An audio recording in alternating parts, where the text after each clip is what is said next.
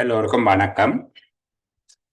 இலங்கை நிர்வாக சேவை மட்டுப்படுத்தப்பட்ட போட்டி பரீட்சைக்கு தோற்றுபவர்கள் மற்றும் முகாமைத்துவ சேவை உத்தியோகத்தர் சேவையின் அதிசிறப்பு தரத்துக்கு ஆட்சேர்ப்பு செய்வதற்கான மட்டுப்படுத்தப்பட்ட போட்டி பரீட்சைக்கு தோற்றுபவர்களை பிரதான இலக்கு குழுக்களாக கொண்ட செயலமர்வு தொடரில் இன்று நிதி ஒழுங்கு விதிகள் தொடர்பான செயலமர்வுகளை சந்திக்கிறோம். ஏற்கனவே காசோலைகள் என்பதோடு தொடர்புடைய நிதி ஒழுங்கு விதிகளில் இங்கொன்றும் அங்கொன்றுமாக காணப்பட்ட பகுதிகளை ஒன்றாக திரட்டி அதனை ஒரு தனி தொகுப்பாக ஆக்கியிருக்கிறோம். கடந்த செயலமர்வுகள் 2 செயலமர்வுகளில் அந்த விடயத்தை தொடர்ச்சியாக பேசி வருகிறோம். இன்றைய செயலமர்வோடு அந்த பகுதியை நிறைவு செய்வதற்கு எதிர்பார்க்கப்படுகிறது. இதைத் தொடர்ந்து காசோலைகள் தொடர்பாக பேசியிருப்பதன் காரணமாக வங்கி நடவடிக்கைகள் தொடர்பாக வங்கி கணக்கினை திறப்பது, நடைமுறைப்படுத்துவது, வங்கி கணக்கு கூற்று மற்றும் வங்கி தொடர்பான கொடுக்கல் வாங்கல்கள், அது காசோலையினுடைய மறுபக்கம். ஒரு வங்கி கணக்கு இருந்தால்தான் காசோலை இயங்கும். ஆனால் காசோலை தொடர்பில் தனியாக பார்த்திருக்கிறோம். இது தவிர வங்கி கணக்கு தொடர்பிலான விடயங்களை உள்ளடக்கியதாக அடுத்த செயலமர்வு திட்டமிடப்பட்டிருக்கிறது. நான் அதற்குரிய ஆவணம் சரி செய்தவுடனே உங்களுக்கு பதிவிட்டிருப்பேன். இன்றைக்கு காசோலைகள் தொடர்பான ஏற்கனவே நாங்கள் தயாரித்த அந்த டாக்குமெண்ட் உங்களுக்கு திரும்ப குழுக்களில் பதிவிட்டிருந்தேன். யாரும் கிடைக்காதவர்கள் இருந்தால் என்னோட தொடர்பு கொள்ளுங்க. எனக்கு ஒரு தொலைபேசி மெசேஜ் போடுங்க. அழைப்புகளை நான் பதிலளிக்க இல்லை என்று எதிர்பார்க்க வேண்டாம். எனக்கு கொஞ்சம் நேர பற்றாக்குறை அல்லது வேறு விதமான நெருக்கடிகள் இருந்தால் பதிலளிக்க மாட்டேன். மெசேஜை போடுறது நல்லது. நீங்கள் டைப் பண்ணியோ குரலொலி பதிவிலையோ உங்களுடைய தேவை என்னங்கிறத தெரியப்படுத்தலாம். பதிலளிக்காமல் விட்டால் தொடர்ச்சியாக தொலைபேசியில் தொல்லை கொடுக்கறத நான் பெரிய அளவுக்கு ரசிக்கிறது இல்லை. அது தொடர்பில் கோபிக்கிறதும் இல்லை, பேச விட்டுடுவேன், அவ்வளோதான். சரி, இப்போ நாங்கள் செயலமர்வுக்குள்ளே போவோம். கடந்த செயலமர்வில் காசோலைகளை அஞ்சல் மூலமாக அனுப்புதல், காசோலைகளை கையளித்தல் ஆகிய விடயங்களை பார்த்து நிறைவு செய்திருந்த ஞாபகம், என்னுடைய ஞாபகம் சரி நம்புகிறேன். இதில் இந்த பகுதியில் தரப்பட்டிருக்கக்கூடியவற்றில் வினவக்கூடிய மிக முக்கியமான பல பரீட்சைகளில் கேட்கப்பட்ட பெரிய வினாக்கள் எல்லாம் இருக்கிறது. கட்டமைப்பு வினாக்கள் அல்லது கட்டுரை வடிவத்திலான வினாக்கள் இந்த பகுதிக்குள்ள இருக்குது. அது மட்டுமல்ல, இலங்கை நிர்வாக சேவை பரீட்சைக்கு தோற்றுபவர்கள் ஒரு விடயத்தை பார்க்க வேணும். அந்த பரீட்சைக்குரிய வினாத்தாள் ஏனைய வினாத்தாள்களை விட வித்தியாசமானது. அது ஒரு குறிப்பிட்ட ஒரு பகுதியை தெரிஞ்செடுத்து அதை அப்படியே முழுமையாக பயன்படுத்துகிறது தான் கடந்த காலங்களில் அதனுடைய பாணியாக இருந்தது. ஸ்டைல் அப்படித்தான் இருந்தது. ஒரு பகுதியிலே ஆரம்பிப்பார்களாக இருந்தால் இங்கொன்றும் அங்கொன்றுமாக கேள்வி கேட்கிறது. ஏனைய பரீட்சைகள்ல ஒரு நடைமுறையாக இருக்கிறது. நிர்வாக சேவை பரீட்சையில அப்படி இல்லை. அந்த குறிப்பிட்ட ஒரு ஏரியாவை அப்படியே டிஸ்ட்ராய் பண்ணிட்டுவாங்க, சரி, நிர்மூலம் பண்ணி விடுகிறார். அந்த ஏரியா தெரிஞ்சால் அப்படியே புள்ளி, தெரியாவிட்டால் இல்லை. இது இங்கொன்றும் அங்கொன்றுமாக கேட்டால் தப்பி பிழைக்கிறதுக்கு வாய்ப்பு உண்டு. இது ஒரு பகுதியில் இறங்கினார்கள்னா அதை முழுவதும் துளாவிட்டு தான் போவாங்க. உதாரணத்துக்கு இந்த பகுதியில் தொடங்கினால் சில வேளைகளில் இங்க இருந்து தொடங்குறேன். என்னோட தொடர்ச்சியாக இருக்குது. இந்த காசோலைகள் எழுதுவது அதற்கு முன்னுக்கு இருந்தே 385 இந்த பகுதிகளில் இருந்து 384 இருந்து தொடங்கல. தொடர்ச்சியாக வருகிறது தானே. 316 கொஞ்சம் தள்ளி போயிட்டா அது சரி. அதுக்கு அடுத்தது பகுதி என்றால் எங்களுக்கு வரக்கூடியது 384. காசோலை புத்தகங்களை பெற்றுக்கொள்வதில் இருந்து 390 வரைக்குமே அவர் 10 கேள்வியை போடுவேன். ஒரு புள்ளிக்கு 10 கேள்வி போடுகிற ஸ்டைல் இருக்கு. 2 புள்ளிக்கு 5 கேள்வி போடுகிறது இருக்கு. இதுக்குள்ள தொடர்ச்சியாக கேள்விகளை கேட்டுக்கொண்டு போகலாம். இப்போ நாங்கள் காசோலை புத்தகங்களை பெற்றுக்கொள்ளுதல், கட்டுக்காப்பில் வைத்திருத்தல் என்பதை 3 கட்டங்களாக பார்த்திருந்தாங்க. சில வேளை அதுக்குள்ளேயே ஒரு கட்டமாக அவர் கேட்டுக்கொண்டு வருவார். சரிதான். காசோலை புத்தகங்களுக்கு உரிய பண்புகள் 2 தருக. அரசாங்க காசோலை புத்தகங்கள் கொண்டிருக்க வேண்டிய பண்புகள் 2. அங்கால அப்படியே அதை கடந்து போயிட்டு அடுத்தது காசோலை மூலம் கொடுப்பனவு செய்தல் தொடர்பான 2 முக்கியமான விடயங்கள், அல்லது ஒரு காசோலை மூலமாக பல கொடுப்பனவுகள் செய்யப்படுகின்ற 2 விதமான சந்தர்ப்பங்கள் என்று சொல்லி இப்படியே 2 கேள்வி கேட்டுக்கொண்டு போவார்கள். தெரிஞ்சால் அப்படியே புள்ளி, தெரியாவிட்டால் ஒரு புள்ளியும் இல்லை என்று. நிர்வாக சேவையில மட்டும் இந்த மாதிரியான ஒரு பாணி இந்த மாதிரியான ஒரு ஸ்டைல் நீண்ட காலமாக பின்பற்றப்படுகிறது. அண்மை காலத்துல வந்த பரீட்சைகள்லையும் அதே போல ஏதாவது ஒரு இடத்துல இறங்கினாருன்னா அந்த இடத்த முழுமையாக துளாடுறாங்க. இப்ப நீங்கள் கவனமா இதை படிக்கிற போது அப்படி கேள்விகளை தேடி தேடி தேடி எல்லாம் படிக்கணும். எவ்வளவு தூரம் உங்களுடைய சுயமுயற்சி இருக்கிறதோ, இது நாம இந்த ஒரு இப்படி இப்படி படிக்கிறதுன்னு சொல்றதை தவிர நீங்க தான் படிக்கிறது. அப்படி பார்த்து கொண்டு வரும். சரியா? இப்ப இந்த மாதிரியான விஷயங்கள்ல கவனம் எடுத்துக்கொண்டு போகணும். காசோலைகளை அஞ்சல் மூலமாக அனுப்புவது, அதுல சில வேளைகள்ல அஞ்சல் மூலமாக அனுப்புவது இந்த பதிவேட்டுகளாக மற்ற ரெண்டு விஷயங்களை கேட்பாங்க. அஞ்சல் மூலமாக அனுப்பப்படும் காசோலைகளின் பண்பு சார்ந்து கவனத்தில் செலுத்த வேண்டிய ரெண்டு விடயங்கள். ஒன்று, கோடெழுத்த காசோலைகளை அனுப்பக்கூடாது. இரண்டாவது, காசோலையின் முற்காப்பு செய்வதற்காக அவருக்கு வங்கி கணக்கு இருப்பதை உறுதிப்படுத்தி கொண்டு பெறுவோன் கணக்கு மட்டும் என குறுக்கு கோடிட்டு அனுப்ப வேண்டும். திணைக்கள காசோலைகள் அனைத்தும் பெறுவோன் கணக்கு மட்டும் என குறுக்கு கோடிடப்பட்டு கட்டாயமாக அனுப்பப்பட வேண்டும். நேரடியாக காசோலைகளை கையளித்தல் ரெண்டு முக்கியமான விடயங்கள் அதில் இருக்கு. அப்போ கீழே இருக்கிறது பதிவேடு. பதிவேடு கேட்காமல் கேட்கலாம். நேரடியாக காசோலையை கையளிக்கும் போது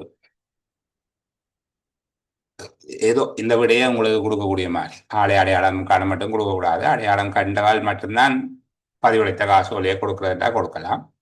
அல்லது பதிவேட்டில் உரிய பதிவுகள் பதியப்பட வேண்டும் என்பது வரையில நாங்கள் கடந்த செயலமர்களை பார்த்து நிறைவு செய்திருந்தோம். இந்த பகுதியை பார்க்கறதின் நோக்கம் அதை திரும்ப திரும்ப ஞாபகப்படுத்துவது. மற்றது இது தொடர்ச்சியாக இருக்கிற இடங்கள்ல நீங்கள் கவனம் செலுத்த வேண்டும். நிச்சயமாக அதுக்குள்ள குறிப்பா இலங்கை நிர்வாக சேவை பரீட்சைக்கு தோற்றுபவர்கள் தொடர் வினாக்கள் வர வாய்ப்பு இருக்கு. அதே போல கட்டுரை வினாக்கள் வாரதுக்கும் வாய்ப்பு இருக்கு. ரெண்டு பரீட்சைகளும் சுப்ராக்கும் சரி. சுப்ராக்கு இதுல ஒரு பகுதியை எடுத்து அப்படியே அதை ஒரு முழு கேள்வியாக கேட்பார். இதை கேட்பார்கள் எங்களுக்கு தெரியாது தானே, அங்க இருந்து வரலாம். சரி தான். சரி, அடுத்தது இந்த காசோலைகள், காசோலை புத்தகங்கள் தினமும் பூட்டி வைக்கப்படுதல் என்பது தொடர்பாக இதுவும் நான் ஏற்கனவே சொன்னது போல இரண்டு உள்ளீடுகளை கொண்டது. காசோலை புத்தகங்களை கையாள்வதற்கு பொறுப்பாக உள்ளன்னா அதை எடுத்து இப்ப செக் எழுதுறதுக்கு நீங்க ஒரு ஆள்கிட்ட கொடுப்பீங்க தானே, அக்கௌண்டன் ஒரு ஆள்கிட்ட தருவார் தானே. அவ்வாறு காசோலை புத்தகங்களை பெற்றுக்கொண்டவர். காசோலை புத்தகங்களை கையாள்வதற்கு பொறுப்பாக உள்ள அல்லது காசோலை தொடர்பான அலுவல்களுக்கு பொறுப்பாக இருக்கிற உத்தியோகத்தர் ஒவ்வொரு நாடும் தன்னிடம் அலுவல்கள் முடித்து அதை வச்சு பூட்டுகிற நேரத்தில் காசோலை தாள்கள் அனைத்தும் சரியாக இருக்கிறதா, புத்தகத்தில் இருந்து எடுத்த காசோலை தாள்களும் அன்றைக்கு வழங்கப்பட்ட காசோலைகளும் சமப்படுகிறதா, எழுதப்பட்ட காசோலைகள் புத்தகத்தில் இருந்து அகற்றப்பட்டிருக்கிறது ஆனால் பதிவஞ்சல் மூலமாகவோ கையளித்தல் மூலமாகவோ வழங்கப்படவில்லை என்றால் அந்த காசோலைகளையும் கட்டுக்காப்பில் வைத்து செல்வது அவருடைய பொறுப்பாக இருக்கும். சரி, அந்தபடியும் கீழே இருக்குது. நான் மூன்றையும் செய்து சொல்றேன். ஒவ்வொரு நாளும் அலுவல்களினுடைய முடிவில் பொறுப்பாக உள்ள உத்தியோகத்தர் உபயோகிக்கப்படாத சகல காசோலை தாள்களும் இருக்கின்றன.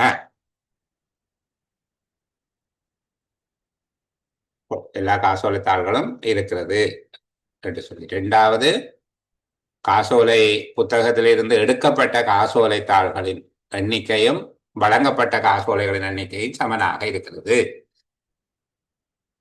இரண்டாவது விடயம், இவ்வாறு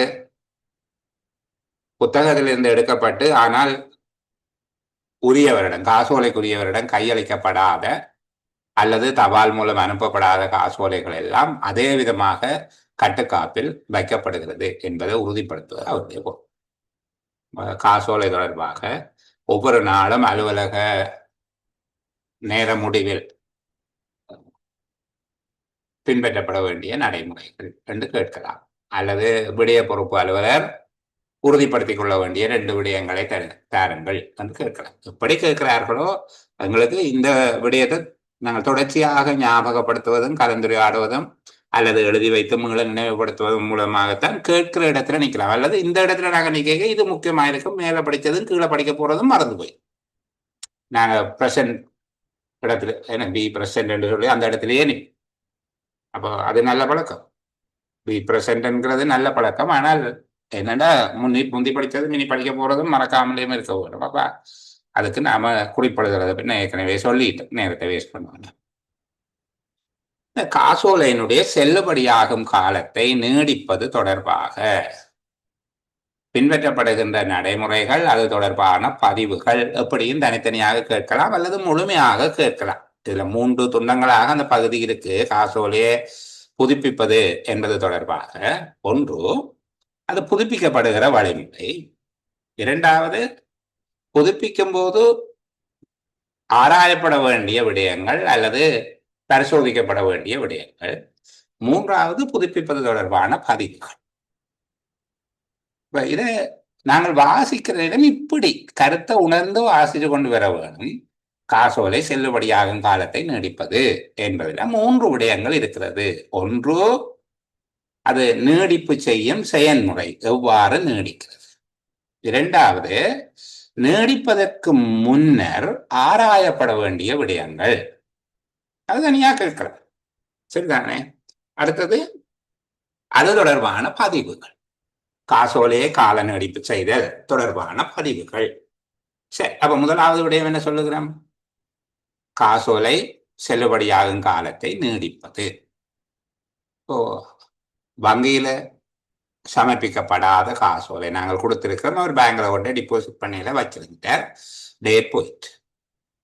பணம் பெறுவதற்காக வங்கியில் சமர்ப்பிக்கப்படாத காசோலை, அதனுடைய செல்லுபடி காலத்தை நாங்கள் நீடிக்கும் திகதியிலிருந்து அல்லது காசோலை திருத்தப்படும் திகதியிலிருந்து 30 நாட்களுக்கு மேற்படாத காலத்தால் நீடிக்கலாம். சரியா 30 நாளை தான் நீடிக்கணும் இல்லை, ஆகக்கூடியது 30 நாட்களுக்கு நீடிக்கலாம்.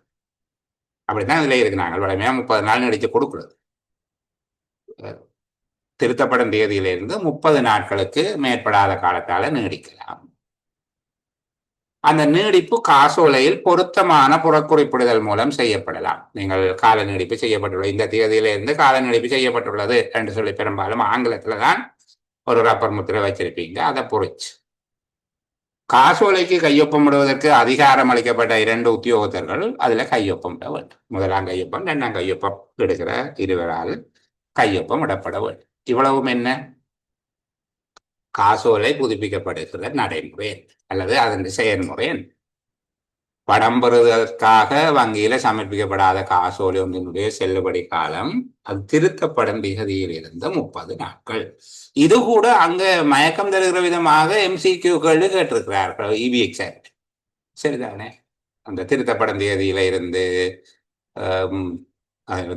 திகதி முடிவடைந்த திகதியில இருந்து அந்த மாதிரியாக குழப்பம் தருகிற 4 விடைகள் போட்டிருக்கு.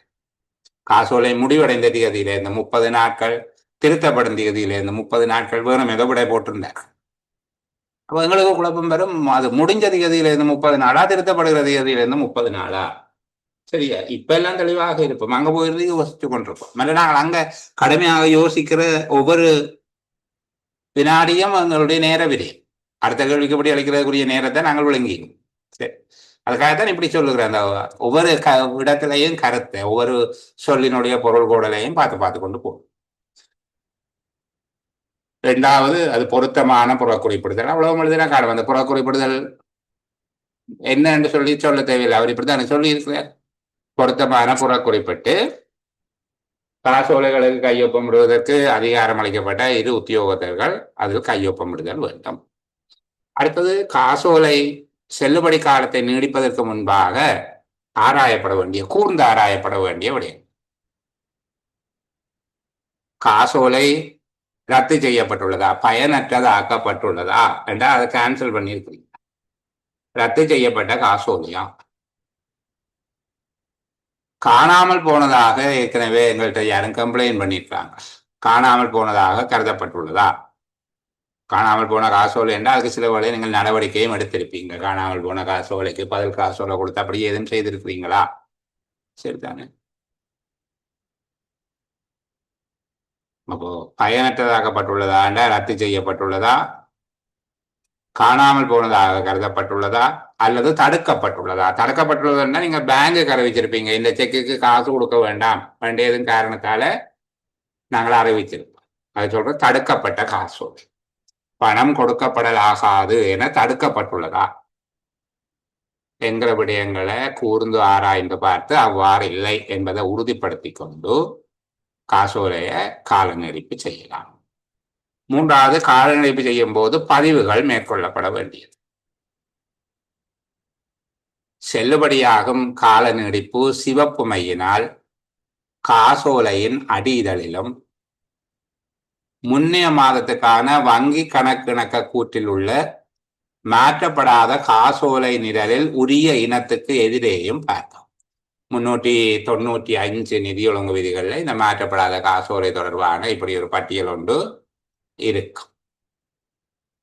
395 என்ன என்று நம்புகிறேன். இப்போ அதுல இப்படி இருக்கு. வழங்கப்பட்ட திகதி, காசோலை என்ற இலக்கம், திரும்ப செல்லுபடியாகிற திகதி, சரியா, அந்த விடயங்கள் இருக்கும். இது 5, 6, 7 அது பின்னர் நாங்கள் செய்கிற வேலை இவ்வளவும் பதியப்பட வரும். மாற்றப்படாத காசோலை நிரலில் இந்த விவரத்தை பதிஞ்சு கொண்டு தான் கொடுக்க வரும்.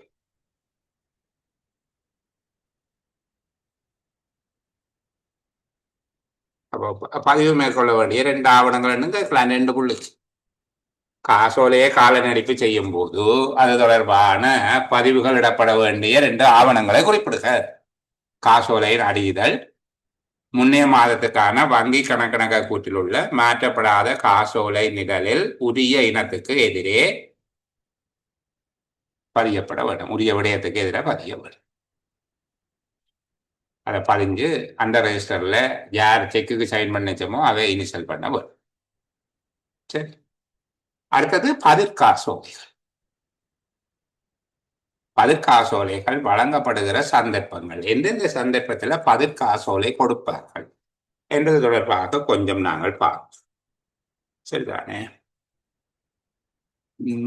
முதலாவது இதுல இருக்கிற விடயம் தான் அவர் காசோலையை அழித்தல் என்று சொல்லி கேடிங் போட்டிருக்கார். காசோலை அழித்தல் என்ன, இங்க ரத்து செய்தல் என்பது பொருள். அதை இல்லாம பண்றதல்ல, ரத்து செய்தல். அப்போ அதை நாங்கள் சொல்லுகிறது சிதைவடைந்த காசோலை அல்லது உருக்குலைந்த காசோலை அல்லது உருமாற்றப்பட்ட காசோலை. சிதைவடைந்த காசோலை, உருக்குலைந்த காசோலை அல்லது உருமாற்றம் அடைந்த காசோலை. உருமாற்றப்பட்ட காசோலை இந்த மாதிரியாக எல்லாம் இதை சொல்லுவார்கள். உருக்குலைந்தது, உருமாற்றப்பட்டது, உருமாற்றம் அடைந்தது அல்லது சிதைவடைந்தது, சேதமடைந்தது, இப்படி எல்லாம் சொல்லு. அது அமைச்சா போயிட்டு. சரியா? இந்த சந்தர்ப்பத்தில் கொடுக்கலாம். அல்லது 2வது, காசோலை காணாமல் போனமை அல்லது கண்டுபிடிக்க முடியாமல் இருப்பது. காசோலை காணாம போயிட்டுது, இதெல்லாம் வச்ச நான் கன்ஃபார்மா தெரியாது. அது ஒரு சட்ட ரீதியான சொற்பிரயோகம். இதுதானே ஒரு நிர்வாக சட்ட ரீதியான சொற்பிரயோகம். காசோலை காணாமல் போதல் அல்லது காசோலை கண்டுபிடிக்க முடியாமல் போதல், 2 ஒன்று தானே. என்னங்க யோசிப்போம், அது 2க்கும் சின்ன சின்ன வித்தியாசம். இதுலதான் வச்சனான் கன்ஃபார்மா தெரியும், ஆனா காணாம போயிட்டு. 2வது எங்க வச்சனான்டே தெரியல, தெரியலாம். அப்போ இது 2வது. 3வது, சில வேளைகள்ல நாங்கள் வழங்கிய காசோலையில ஏதேனும் தவறு இருக்கும். அது கணக்கை சீர் செய்வதற்காக அல்லது காசோலையில இருக்கிற தவறை நிவர்த்தி செய்வதற்காக, கணக்கினை சீர் செய்வதற்காக, தவறை நிவர்த்தி செய்வதற்காக பதில் காசோலை வழங்கப்படுவது உண்டு. 4வது, நிறுத்தப்பட்ட காசோலையை விடுவிப்பது. அதாவது தடுக்கப்பட்ட காசோலை. இந்த தடுக்கப்பட்ட காசோலை என்றால் ஏதோ ஒரு காரணத்துக்காக வங்கிக்கு நாங்கள் அறிவிச்சிருப்போம், இந்த காசோலைக்கு பணம் கொடுக்க வேண்டாம் என்று சொல்லி. அவ்வாறு தடுக்கப்பட்ட காசோலையை எந்த ஒரு சந்தர்ப்பத்திலையும் பின்னர் செல்லுபடியாக்க கூடாது.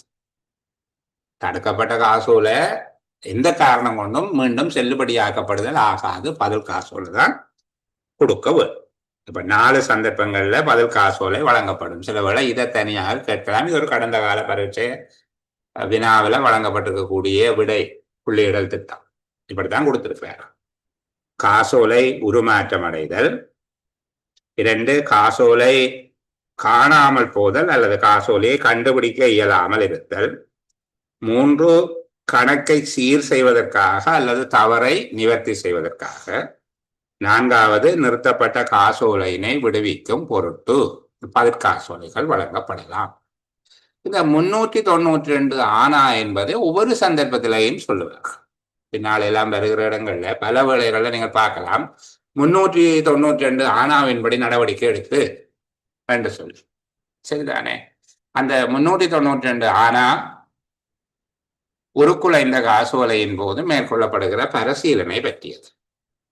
என்னென்ன செய்ய போறாங்கன்னு பார்ப்போம். சரியா? முதலாவது, உருக்குலைந்த காசோலை என்றால் என்ன என்று சொல்லிக்காது. வங்கியில் சமர்ப்பிக்கப்படும் போது வங்கியினால் பணம் செலுத்தப்பட மாட்டாது என கருதக்கூடிய அளவுக்கு உருமாற்றப்பட்டுள்ள காசோலையினை நாங்கள் உருக்குலைந்த காசோலை என்று சொல்லுவோம்.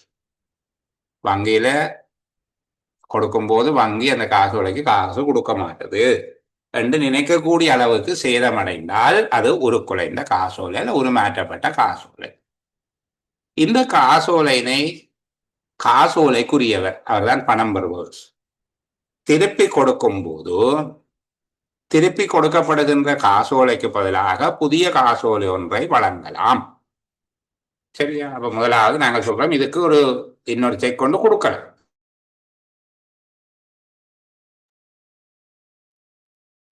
வங்கியில் சமர்ப்பிக்கப்படும் போது அதற்கு வங்கி பணம் செலுத்தப்பட மாட்டார் என்று கருதக்கூடிய அளவுக்கு உருக்குலைந்த காசோலை ஒன்றை அதற்குரியவர் அல்லது பணம் பெறுபவர் திருப்பி கொடுக்கும் போது திருப்பி கொடுக்கப்பட்ட காசோலைக்கு பதிலாக புதிய காசோலை வழங்கலாம். இது ஒரு விடயம். ஆனால் என்னோட நாங்கள் கண்டிஷனை பார்க்க, திருப்பி கொடுக்கப்பட்ட காசோலைக்கு ஏற்கனவே வங்கியினால் பணம் செலுத்தப்படவில்லை என்பதை உறுதிப்படுத்தும் முகமாக கவனமாக நுண்ணாய்வு நடத்திய பின்னரே புதிய காசோலையை வழங்கலாம். சேதமா போச்சுன்னு கொண்டு வந்து தாரார், இது செலவுல இதுக்கு பேங்க் காசு கொடுத்துட்டுதான் என்று பார்க்க வரும். அப்ப அதை உரிய வகையில நீங்கள் நுண்ணாய்வு செய்த பிறகுதான் கொடுக்க வரும். மூன்றாவது,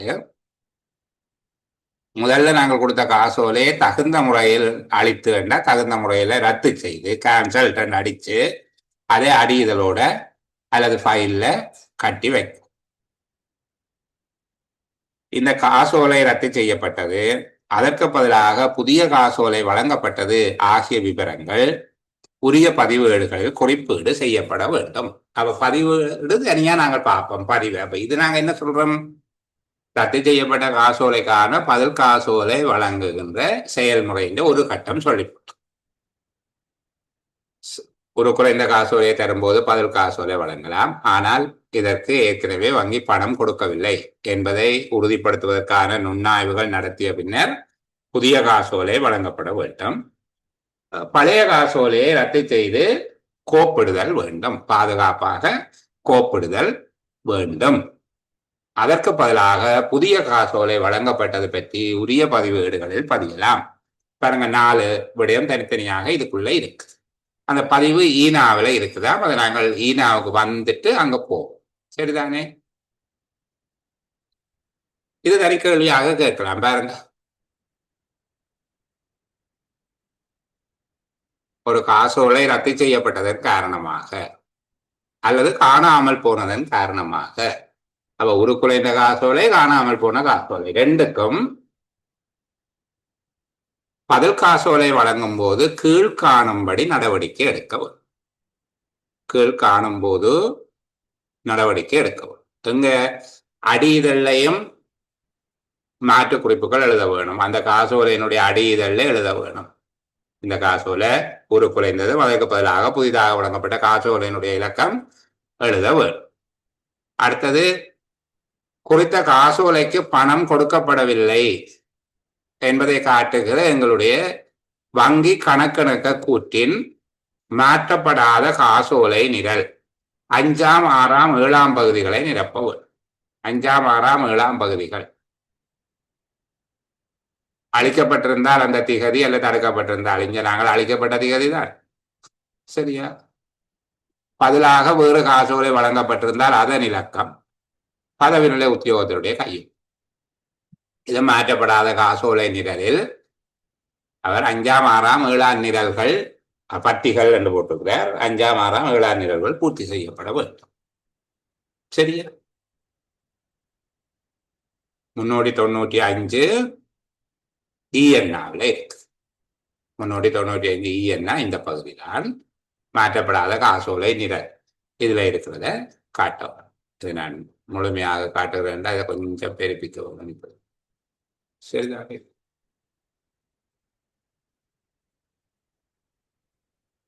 சில வேளையில இந்த மாற்றப்படாத காசோலை நிலையில் இருக்கிற விடயங்களை தனியாக கேட்கறதுக்கு வாய்ப்பு இருக்கு. மாற்றப்படாத காசோலை நிலையில பதியப்பட வேண்டிய விடயங்கள் என்று சொல்லி கேட்டா இந்த 8ஐயும் எழுதக்கூடிய மாதிரியாக எங்களுக்கு தெரிஞ்சிருக்கணும். காசோலை கொடுத்த திகதி, காசோலை இலக்கம், பெறுமதி, மீள செல்லுபடியாக்கிய திகதி. இது செல்லுபடியாகும் போது 4வது நல்ல பதிவு. நாங்கள் ரத்து செய்திருந்தால் அல்லது தடுத்திருந்தால், பதில் காசோலை வழங்கி இருந்தால் பதவிநிலை உத்தியோகத்தோட கையொப்பம். பிறகு எப்ப கடைசியா அதுக்கு காசு கொடுத்திருக்கு.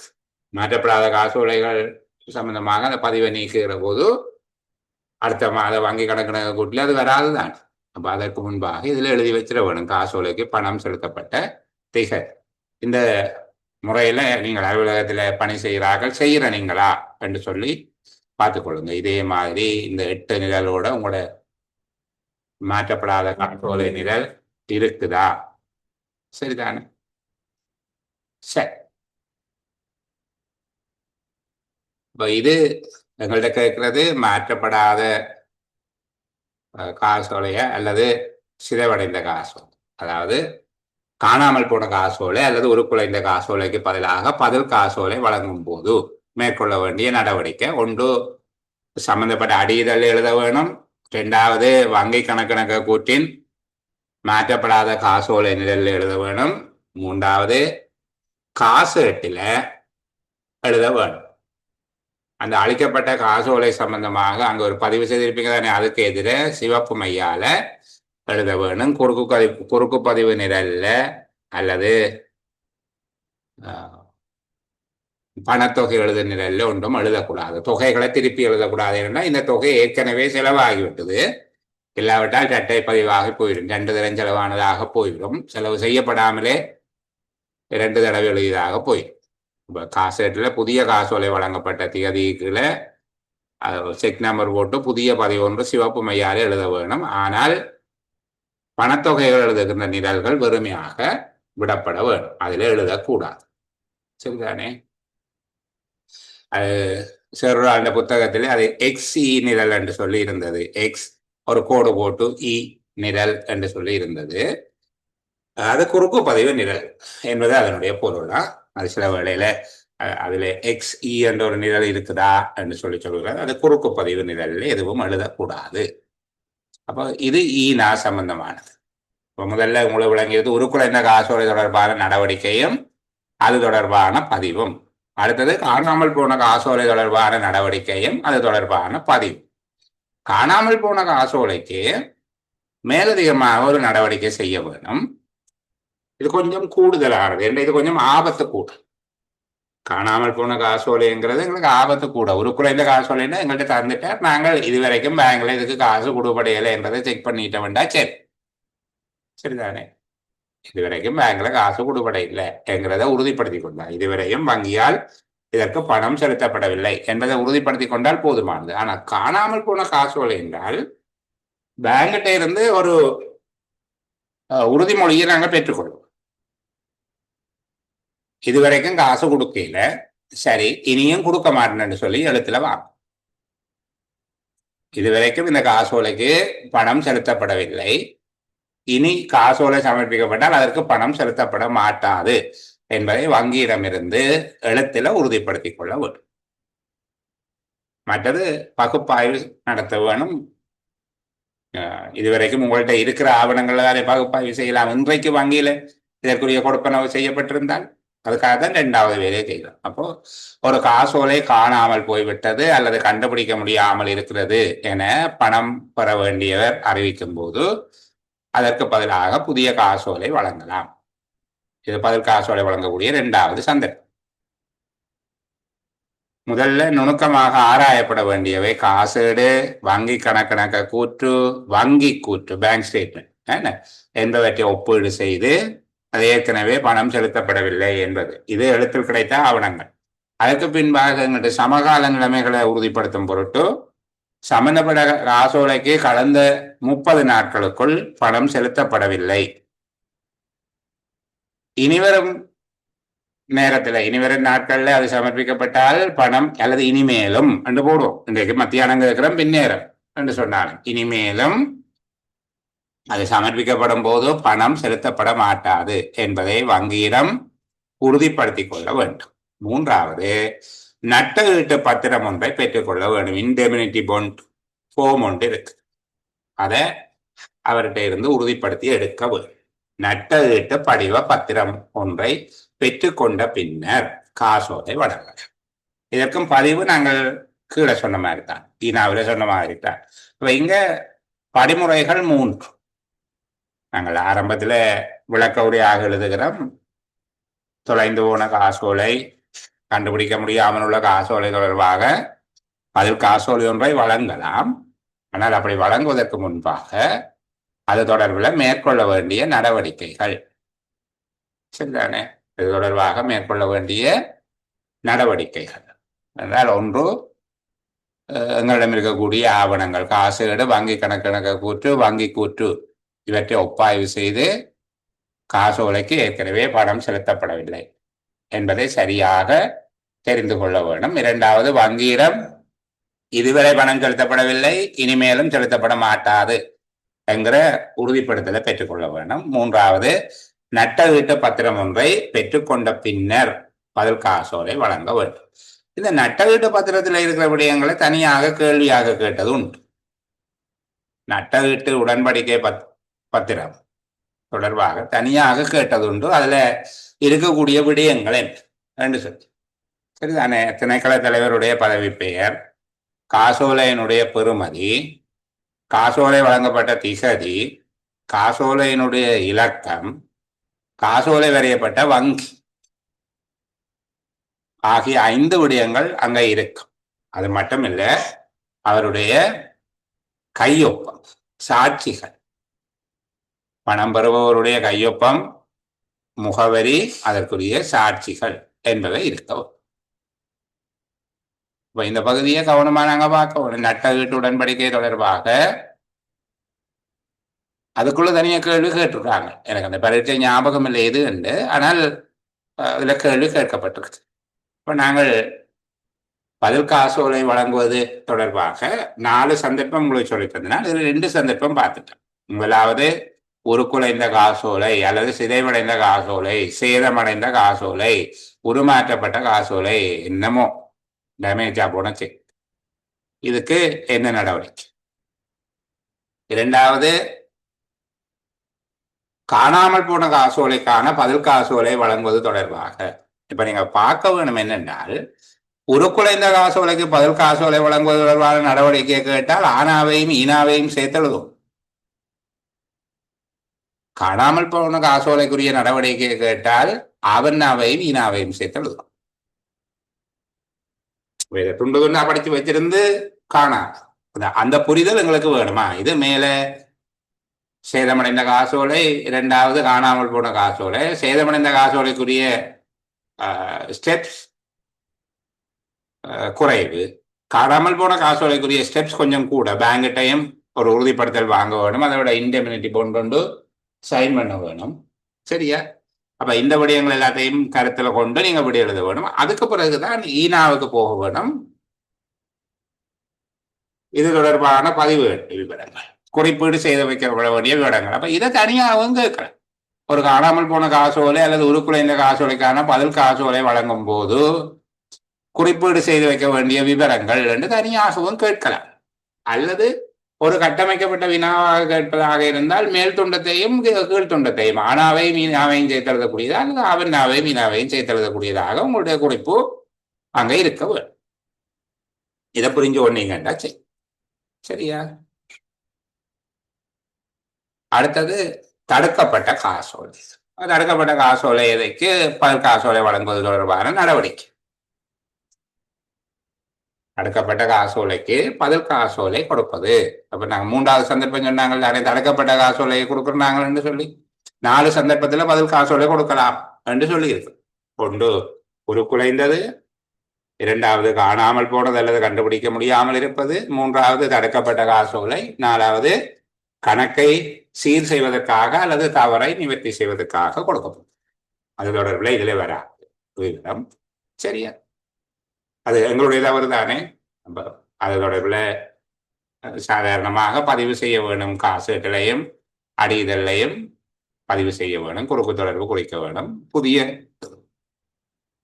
காசோலையினுடைய இலக்கத்தை போட்டு தொகை எழுதக்கூடாது. அந்த காசோலைக்காக வழங்கப்பட்டது என்கிற விவரம் சிவப்பு நிற மையால எழுதப்பட்டிருக்க வேண்டும். சரிதான்? இதுல முத்திரை கட்டணம் என்பது அந்தந்த ஆண்டினுடைய வரவு செலவு திட்ட தீர்மானத்தினால தீர்மானிக்கப்படும். சரிதானே? முத்திரை கட்டணம் என்கிறது இந்த பெறுமதிக்கு இவ்வளவு என்று சொல்லி இருக்குது தானே. இந்த காசோலையின் பெறுமதிக்கு ஏற்ப தீர்மானிக்கப்படும் முத்திரை கட்டணம். இதுல 2 ரூபான்னு இருக்குது. இதுக்கு தனியாக நிதி ஒழுங்கு விதிகள் சுற்றறிக்கை வராது. நீங்கள் பொதுவாக அதுல கேட்க மாட்டார்கள் முத்திரை கட்டணம் எவ்வளவு என்று சொல்லி. உண்மையாக கேட்கிற போதே மாறி அவர் பேப்பர் செட் பண்ற போது ஒன்று இருக்கும், சில வேளையில மாறிடும். அதனால அதை கேட்க மாட்டார்கள். முத்திரை கட்டணம் அது ஆண்ட மதிப்பீடுகளில் தீர்மானிக்கப்படுகிற ஒரு விதமான அறவீடு தானே அது. அதனால நாங்கள் அதுல சிரமப்பட வேண்டாம். சரி, அப்ப தடுக்கப்பட்ட காசோலை தொடர்பாக நாங்கள் வங்கிக்கு ஏதாவது ஒரு காரணத்துக்காக எங்களால் வழங்கப்பட்ட காசோலை ஒன்றுக்கு பணம் செலுத்த வேண்டாம் என வங்கிக்கு அறிவித்திருப்போமாக இருந்தால் அது தடுக்கப்பட்ட காசோலை. அது தொடர்பாக நாங்கள் வங்கிக்கு அறிவிக்கின்ற போது ஒரு விடயத்தை பார்க்க வேணும். அதுக்கிடையில பேங்க் கொடுத்துட்டுதா இல்லையா? எங்களுடைய கடிதம் போக முன்னும் கொடுப்பனவு செய்திருந்தால் நாங்கள் தடுக்கப்பட்ட காசோலை தொடர்பாக வங்கிக்கு அறிவிக்கும் போது அதுவரை பணம் செலுத்தப்படவில்லை என்பதையும், அதற்கு பின்னர் அந்த காசோலை சமர்ப்பிக்கப்பட்டால் அதற்கு பணம் செலுத்தப்பட மாட்டாது என்பதையும் வங்கியிடமிருந்து உறுதிப்படுத்திக் கொள்ள வேண்டும். இவ்வாறான காசோலை மீது தடுப்பு அறிவித்தலை தள்ளுபடி செய்வதன் மூலமாக அல்லது செல்லுபடியாகும் காலத்தை நீடிப்பதன் மூலமாக காசோலையை மீண்டும் செல்லுபடியாக்கல் ஆகாது. தெளிவாக இருக்கக்கூடிய முக்கியமான விடயம். அது ஒரு மூலைக்குள்ள ஒளிஞ்சு போய் இருக்குது. எந்த ஒரு சந்தர்ப்பத்திலும் தடுக்கப்பட்ட காசோலை தொடர்பில் மேற்கொள்ளக்கூடாத நடவடிக்கை என்று தனியே கேட்கலாம். குறிப்பா SLAக்கள் துண்டா உடைச்சு கொண்டு தடுக்கப்பட்ட காசோலை என்றால் தடுக்கப்பட்ட காசோலை தொடர்பில் மேற்கொள்ளக்கூடாத நடவடிக்கை என்ன தனித்தனியா கேட்டுக்கொண்டு போகல. சரியா? அதுக்குள்ளேயே இங்க எழுது. இப்போ பாருங்க, தடுக்கப்பட்ட காசோலை தொடர்பில் மேற்கொள்ளக்கூடாத நடவடிக்கை என்ன? தடுக்கப்பட்ட காசோலை எதையும் தடுப்பு அறிவித்தலை தள்ளுபடி செய்வதன் மூலமாக முதல் அனுப்பின அந்த கடிதம் தொடர்பாக அதற்கு மேலதிகமாக அந்த தடை உத்தரவு தடுக்கப்படுகிறது அப்படியெல்லாம் செய்யலாம். தடுப்பு அறிவித்தலை தள்ளுபடி செய்வதன் மூலமாக அல்லது செல்லுபடியாகும் காலத்தை நீடிப்பதன் மூலமாக தடுக்கப்பட்ட காசோலை ஒன்றை மீண்டும் செல்லுபடியாக்கல் ஆகாது. தடுக்கப்பட்டமை தொடர்பாக ரத்து செய்யப்பட்ட காசோலை, அதாவது உருக்குலைந்த காசோலை என்று சொல்லி பார்த்தோமே, ரத்து செய்யப்பட்ட காசோலை தொடர்பாக அதே மாதிரியே இங்கேயும் பதிஞ்சு வைக்க 394 ஆவணாவை பார்க்க சொல்லி சொல்றாங்க. நாங்கள் அங்க அளிக்கப்பட்ட காசோலை தொடர்பாக பதிந்து வைக்கிற விவரங்கள் பார்த்து வச்சிருக்கிறோம். அதே போல செய்ய வேணும். அந்த 394 ஆவணாவை நாங்க திருப்பி ஒருக்கா பார்த்து கொண்டு போவோம். சரிதானே? அதை பார்த்துட்டு திரும்ப மேல போவோம்.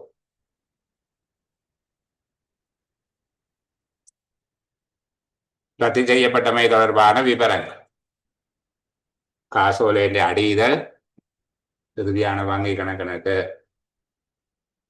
கூட்டில மாற்றப்படாத காசோலை நிழல்ல பொருத்தமான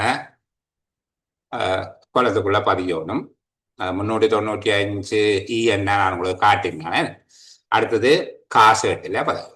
நம்ம காசோலையின் அடிதல், காசேடு, வங்கி கணக்கிணக்க கூற்றின் மாற்றப்படாத காசோலை நிரல். இந்த மூன்றையும் எப்பவும் ஞாபகம் வச்சிருக்கணும். இந்த மூன்றோட என்ன சம்பந்தப்படும் என்ன காசேட்டுல பொருத்தமான பதிவு. அது முதல் பதிஞ்ச காசோலைக்கு நேரையும் பதிய வேணும்.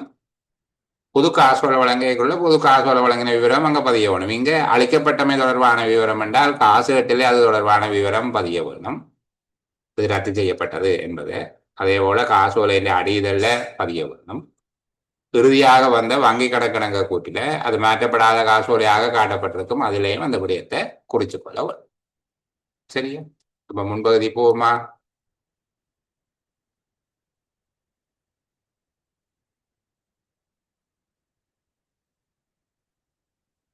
தடுக்கப்பட்ட காசோலை தொடர்பாக பதில் காசோலை ஒன்றை வழங்குவோம். அதற்கு முன்பாக அந்த காசோலை ரத்து செய்யப்படும். ரத்து செய்யப்பட்டது தொடர்பாக நாங்கள் ஏற்கனவே குறித்தது போல 3 பதிவுகளை செய்து கொள்ள வேண்டும். ரத்து செய்யப்பட்ட காசோலை ஒன்று தொடர்பாக மேற்கொள்ள வேண்டிய பதிவுகள் எப்ப கேட்டாலும் சொல்லக்கூடிய மாதிரி 2-3 இடத்தை தொடர்படுகிறது. என்னுடைய அறிவு கட்டின வரையில ஒரு தரம் சொல்லுகிறத நீங்க அப்படியே பிடிச்சு கொள்ளுகிறது என்பது கடினமாக இருக்கும். இயலாமை என்று நான் சொல்லவே மாட்டேன். இயலவே இயலாத ஒரு தர்க்கம் விளங்காதுன்னு சொல்லி அப்படியா கதைக்கிறது. நமக்கே விளங்குதா என்ன? ஐ ஆம் நாட் அன் அக்கௌண்ட். எல்லாரும் கேட்கிறேன், நீங்க அக்கௌண்ட் எஃப்ஆர்ஆர் படிப்பிக்கிறது நாமளே முயற்சி செய்வோம். நீங்க அக்கௌண்டனோ என்று கேட்கிறார்கள். கேட்டு போட்டு நானும் எஃப்ஆர் நான் தான் படிப்பேன் வராம விட்டாங்களும் இருக்கு. சில பேர் கேட்பாங்க, சார் நிதி ஒழுங்கு விதிகள் யார் படிப்பிக்கிறது என்று சொல்லி. இப்போ நான் தான் முயற்சி செய்வேன். பழகுறானே வரை நேராக வந்தா சிக்கினால் விட வேண்டாம். அப்போ நான் தான் படிப்பேன் சொன்னா அப்போ நானும் அக்கௌண்டன்ஸராக படிப்பிக்கணும் என்று சொல்லி இது கேட்பாங்க. பிறகு விவரம் எல்லாம் மெசேஜில் அனுப்புவான். அப்புறம் அவங்க படிக்க வர மாட்டாங்க குரூப்புக்கு. எனக்கு கொஞ்சம் முழுக்கு கவலையா இருக்கும், ஐயோ நம்ம அக்கௌண்டன்ட் ஆகலையேன்ட்டு. பிறகு அப்படியே விட்டுடுவோம். வேற என்ன அதுக்கு அலையலுமா? அப்ப எனக்கே விளங்குதுன்னா உங்களுக்கு விளங்கும் தானே. சரி, அப்போ கவனம், நீங்க அதை பற்றி நெருக்கடிப்பட தேவையில்லை. திருப்பி வாசிக்கும். ஒரு கால் 2 தரம் 3 தரம் வாசித்தீங்கன்னா நல்லது. இல்லாட்டி எல்லாமே ஒரே மாதிரி தானே. இந்த பேஸ் விளங்குது தானே உங்களுக்கு. உருக்குலைந்த காசோல அதுக்கு ஒரு நடவடிக்கை, அது ரத்து செய்ய அதுக்கு என்ன பதிவு. அடுத்த காணாமல் போன காசோல அது தொடர்பாக நாங்கள் என்ன மாதிரி நடவடிக்கை எடுக்கணும். 3 ஸ்டெப் இருக்குது. அதுக்கு என்ன மாதிரி பதிவு. அடுத்தது தடுக்கப்பட்ட காசோலை. தடுக்கப்பட்ட காசோலைக்கு புது காசோலை வழங்குறதை பற்றி நாங்கள் கதைக்கு ரத்து செய்யப்பட்டு பேங்குக்கு அறிவிச்சு காசு கொடுக்கல, இன்னும் இனியும் கொடுக்க மாட்டேன் அந்த கடிதத்தை வேண்டி வச்சுக்கொண்டு முதல் அது தொடர்பாக நடவடிக்கை எடுக்கணும். சில வேளையில தடுக்கப்பட்ட காசோலையும் எங்களோட கையில கிடைக்காமலும் போகுது. நாங்கள் ஒரு ஆளு கொடுத்துட்டு தாங்க எடுப்போம். சரி, அவர் அதுக்கு பதிலாக இனி புதிய காசோலையை வந்து பெற்றுக்கொள்வதற்கு வருவேன். தடுக்கப்பட்ட காசோலை அவர் கொண்டு வராம போனால் அதை நாங்கள் பிறகு அது தொலைந்து போன காசோலையாகவும் நினைத்து கொள்ள வேணும். அது தொடர்பாக நாங்கள் ரத்து செய்யப்பட்ட பற்றிய பதிவும் வர வேணும். பிராக்டிக்கலா இந்த பிரச்சனை வேறு. ரத்து செய்யப்பட்டது என்கிற காசோலைக்கு தனியா நாங்கள் சொல்லுகிறோம். அது சில வேளையில ரத்து செய்யப்பட்டு உருக்குலைந்ததாக போனா ரத்து செய்யப்பட்டு காணாம போச்சுதுண்டா. இப்படி எல்லாத்தையும் மிக்ஸ் பண்ணி நீங்க யோசிக்க தேவையில்லை இருந்தா அவர் கேள்வி கேட்கிறவர் இதுல ஏதோ ஒரு துண்டுக்குள்ளதான் கேள்வி கேட்க போறார். எல்லாத்தையும் தொகுத்து அவர் கட்டுற கேள்வி கேட்க போறது இல்லை. அவர் இந்த புத்தகத்திலே ஏதோ ஒரு துண்டத்தை தான் உங்களோட விடையாக கொடுத்து கேள்வியை செட் பண்ணு. விடையை ப்ரிப்பேர் பண்ணி கொடுத்தா கேள்வி செட் பண்ணு. அப்ப அதுக்கு ஏற்றபடி நாங்கள் ஒவ்வொரு துண்டமாக படித்து கொண்டு வந்தா சரி சரிதானே. அப்ப இதுக்கு தடுக்கப்பட்ட காசோலைக்கு புதிய காசோலை வழங்கும் போது பாருங்க, வடிவா சொல்லி இருக்கிறார், மூல காசோலை எப்பொழுதாவது கிடைக்கப்பெறும் இடத்து. மூல காசோலை எப்பொழுதாவது கிடைக்கப்பெறும் இடத்து அவ்வாறான சந்தர்ப்பங்களில் 392 ஆனாவின் ஏற்பாடுகள் ஏற்புடையனவா. அந்த உருக்குலைந்த காசோலை என்று சொல்லி பார்த்தோமே, அதான் 392 ஆனா. அதன் ஏற்பாடுகள் இதுக்கும் பொறுத்து. மூல காசோலை எப்பொழுதாவது கிடைக்கப்பெற்றால், கிடைக்காத பட்சத்துல 392 ஆவண்ணாவின் பொருத்தமான ஏற்பாடுகள் நிறைவேற்றப்படும். எப்படி? காணாமல் போன காசோலை, அதான் ஆவண்ணா. காணாமல் போன காசோலைய இப்ப உங்களோட சிந்தனைக்கு விட கிடைச்சுதா? சில பேர் அப்படி யோசிச்சுருப்பாங்க, நாங்கள் ரத்து செய்து காணாம போயிருந்தா, ரத்து செய்த காசோலை கிழிஞ்சிருந்தால் ஒரு பிரச்சனையும் இல்லை. கிழிஞ்சிருந்தால் ஆவண்ணா, கிளியில வச்சிருக்கிறாருன்னா ஆனா. சரியா? அப்போ பொருத்தமான நட்டகீட்டு உடன்படிக்கை ஒன்றை பெற்றுக்கொள்ள முடியாவிட்டால் இந்த விடயத்துக்கு ஏதாவது ஒரு காரணத்தினால பொருத்தமான ஒரு நட்டகீட்டு உடன்படிக்கையை பெற்றுக்கொள்ள முடியாவிட்டால் அதை பற்றி திரைசேரிக்கு அறிவிக்க வேண்டும். திரைசேரிக்கு அறிவிக்க வேணும். மறுபடி அது காணாமல் போன காசோலைன்னா நாங்கள் வளமையாக இன்டெமினிட்டி போன்ற ஒன்று எடுக்க வேண்டும். ஆனால் இதுக்கு அப்படி ரத்து செய்த காசோலையாக இருந்தால் ஏதும் காரணத்தால் அப்படி எடுக்க முடியாமல் போச்சுன்னா அதை பற்றி அறிவிக்க வேண்டும். ஆனால் அவருக்குரிய காசு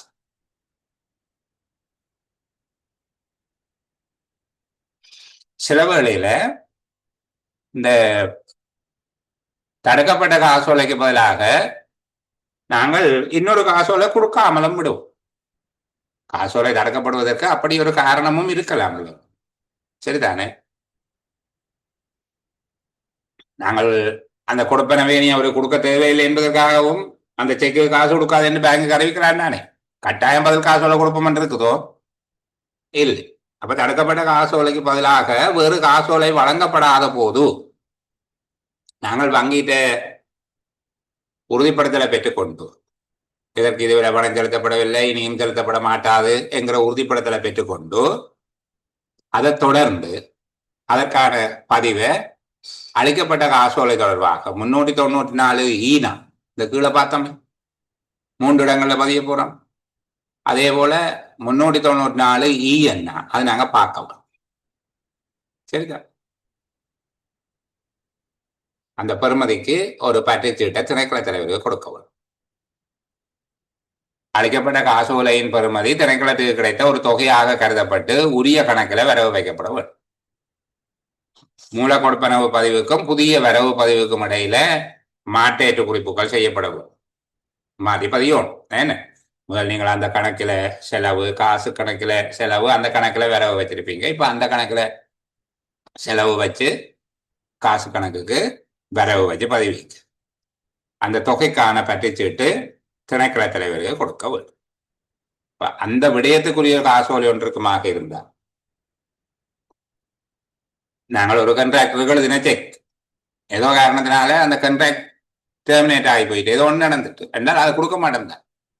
அதான் தடுக்கப்பட்ட காசோலை. இப்போ தடுக்கப்பட்ட காசோலை சில விடயங்கள்ட்ட வரவும் மாட்டுது. அதுக்கு பதிலாக நாங்கள் இன்னொரு காசோலை கொடுக்கவும் மாட்ட வேண்டாம். அப்போது என்ன நடவடிக்கை செய்யும்? சரியா? சரி, நாங்கள் 394 திருப்பியும் பார்க்க போறோம். இப்போ இது 3வது விடயம். தடுக்கப்பட்ட காசோலை ஒன்றுக்கு பதிலாக நடவடிக்கை மேற்கொள்வதோட அழகா பார்க்க கொஞ்சம் வித்தியாசமானது என்பதாக திருப்பி சொல்லுகிறேன். முதலாவது தடுக்கப்பட்ட காசோலை என்றால் என்ன? 2வது அது தொடர்பாக மேற்கொள்ள வேண்டிய முதலாவது நடவடிக்கை என்ன? வங்கியிடமிருந்து உறுதிப்படுத்தலை பெற்றுக்கொள்வது. 3வது இந்த காசோலை தொடர்பில் மேற்கொள்ளக்கூடாத நடவடிக்கை என்ன? அது மிகவும் குழப்பத்தை கொண்டு வரும். அப்படி செய்தால் எதிர்காலத்தில் இந்த நடவடிக்கையை தொடர முடியாமல் போகும். அதனால அந்த அறிவித்தலை மீளப்பெறுதல் அல்லது காசோலையை புதுப்பித்தல் அல்லது கால நீடிப்பு செய்தல் எதுவும் செய்யக்கூடாது. அதுக்கு கொடுக்குறேன்னா பதில் காசோலை அல்லது இல்லை, அவ்வளவுதான். சரிதானே? அடுத்தது இந்த காசோலை ரத்து செய்யப்படுமாக இருந்தால் ரத்து செய்யப்பட்ட காசோலைக்குரிய 394 ஆவண்ணா என்று சொல்லப்படுற அந்த நடவடிக்கைக்கு ஏற்றபடியாக செய்யவும். 394 ஆவண்ணா என்ன சொன்னாங்க? அளிக்கப்பட்டது தொடர்பாக காசோலையினுடைய அடியுதல், காசேட்டில் பொருத்தமான பதிவு, இறுதியாக இருக்கிற வங்கி கணக்கிணக்க கூற்றின் மாற்றப்படாத காசோலை நிரல் என்பவற்றில் பதிவு வைக்க.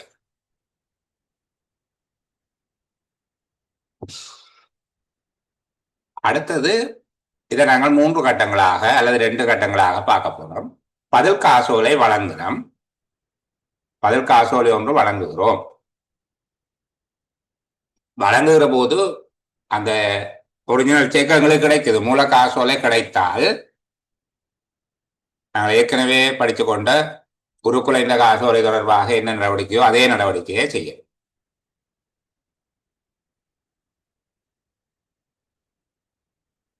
கிடைக்காத போது காணாமல் போன காசோலை தொடர்பான நடவடிக்கையை செய்வார். அதுல நட்டவீட்டு உடன்படிக்கை ஒன்றை பெற்றுக்கொள்ள முடியாமல் இருக்குமாக இருந்தால் அது தொடர்பாக விசேடமாக திரைசேரிக்கு அறிவிக்க வேண்டும். தடுக்கப்பட்ட காசோலைக்கு பதிலாக பதில் காசோலை வழங்கப்படாத போது அந்த தொகை தொடர்பில் குறித்த கணக்குக்கு அது வரவு வைக்கப்பட்டு மாற்று குறிப்புகள் அல்லது மாற்றேற்று குறிப்புகள் பதியப்பட வேண்டும். அந்த தொகைக்கான ஒரு பற்றிச்சீட்டு திணைக்கள தலைவர் பெயருக்கு எழுதவர். இதுல இருக்கிற மாதிரி 394 இஎன்ஆவின் பிரகாரம் நடவடிக்கை மேற்கொள்ள வேண்டும் என்று எழுத முடிஞ்சா பரவாயில்லை. ஆனால் இல்லாவிட்டாலும் அதை அப்படியே எழுதலாம். அடுத்த பாருங்க, காசோலைய நீங்க ரத்து செய்து அதற்கு பதிலாக வேறு காசோலைகள் வழங்கப்பட்டமை, அது வேறு காரணங்களையும் சேர்த்து அல்லது மேலே சொல்லப்பட்ட 3 காரணங்களையும் சேர்த்து ஏதாவது ஒரு காரணத்துக்காக ஒரு காசோலை ரத்து செய்யப்பட்டு அதற்கு பதிலாக இன்னொரு காசோலை வழங்கப்படாத சந்தர்ப்பத்தில் என்ன செய்யும்? வழங்கப்படாத சந்தர்ப்பத்தில் ஒரு காசோலை ரத்து செய்யப்பட்டு அதற்கு பதிலாக வேறு காசோலைகள் வழங்கப்பட்டமை என்று மேலே இருக்குது. ஆனால் இங்க இருக்கிறது வழங்கப்படாத இடத்து என்று சொல்லி நாங்கள் ஒரு கீழே வாசித்து பார்ப்போம். சரிதான், இந்த இடத்துல எதுவும் தவறு இருக்கா என்கிறத பார்ப்போம். 392 ஆனாவில் குறிப்பிட்டபடி அக்காசோலை அளிக்கப்படும் முன்னர் பரிசோதனை செய்யப்பட்டு கோப்பில் இணைத்து வைக்கப்பட வேண்டும். என்ன செய்யணும்? நுண்ணாய்வு நடத்த வேணும். இதுவரையில இது படம் செலுத்தப்படவில்லை என்று அது கோப்பிடப்பட வேண்டும். 2வது, அந்த காசோலை அளிக்கப்பட்டது தொடர்பாக 3 ஆவணங்கள்ல பதிவு வைக்க வேண்டும். ஈனா அந்த பெறுமதி திணைக்களத்துக்கு கிடைத்த ஒரு தொகையாக கருதி அதற்கு உரிய கணக்கு எதுவோ அதுல வரவு வைக்கும். ஏற்கனவே அது தொடர்பான கொடுப்பனவு நடைபெற்ற பதிவுக்கும் இந்த பதிவுக்கும் இடையிலான மாற்றேற்று குறிப்புகள் செய்யப்பட வேண்டும். 4, அந்த தொகைக்கான பற்றிச்சீட்டு திணைக்கள தலைவருடைய பெயருக்கு எழுதும். இன்னொன்று சொல்லியிருக்கு, இந்த காசோலையை பெற்ற ஒருவர் யாருக்காவது நாங்கள் ஒரு காசோலையை கொடுத்தால் அவர் காசோலை எங்களுக்கு திருப்பி அனுப்பினார், எனக்கு காசு வேண்டாம், பணம் தேவையில்லை என்று காசோலையை திருப்பி அனுப்புவாராக இருந்தால் மேலே சொன்னபடி நடவடிக்கை செய்வதற்கு முன்பாக இது ஆவண்ணா ஈனா, அதாவது ரத்து செய்யப்பட்ட காசோலை தொடர்பான பதிவுகள் பதிகிறது, திணைக்களத்துக்கு ஒரு தொகையாக கருதி வரவு வைக்கிறது என்பதை செய்வதற்கு முன்பாக தபாலுக்கு பொறுப்பான உத்தியோகத்தரால அது ரத்து செய்யப்பட்டது என குறிப்பிட்டு ஒப்பமிடப்பட வேண்டும். அப்படி இருக்குமாக இருந்தால் இந்த இஎன்ஆ நடைமுறையை பின்பற்றக்கூடாது. அவன் சரி, அந்த 3 இடத்திலையும் பதிகிறது, வரவு ஒன்றாக கருதி பதிவு செய்கிறது எல்லாம் சரி. ஆனால் இது தடுக்கப்பட்ட காசோலை அல்ல. அவர் ஏதோ காரணத்தாலே எனக்கு காசு வேணாம் என்று சொல்லுகிறார். இப்போது பற்றிச்சீட்டு அவருடைய பெயர்கள் நுணுக்கமா ஒரு புள்ளிக்கு 2 புள்ளிக்கு கேள்விகள் இதுக்குள்ள இருக்கு. ஒரு காசோலை ரத்து செய்யப்படும் போது அதற்கு பதிலாக பதில் காசோலை வழங்கப்படாவிட்டால் இப்போது திணைக்களத்தினுடைய உரிய கணக்கில் வரவு வைக்க வேண்டும், மூலப்பதிவோடு மாற்றேற்று குறிப்பு போட வேண்டும், திணைக்கள தலைவருடைய பெயருக்கு பற்றிச்சீட்டு எழுதும். ஒருவர் காசோலை எனக்கு வேணாம்னு சொல்லி திருப்பி தருகிற போது அளிக்கப்பட்டவை தொடர்பாக பதிவிருக்க வேண்டும், அந்த 3 ஆவணங்களையும் பதிய வேணும், திணைக்களத்துக்கு ஒரு வரவாக கருதி உரிய கணக்குக்கு வரவு வைக்க வேணும், மாற்றேற்று குறிப்புகள் எழுத வேணும், பற்றிச்சீட்டு காசோலைக்குரியவருடைய பெயர்ல வரையப்பட வேண்டும்.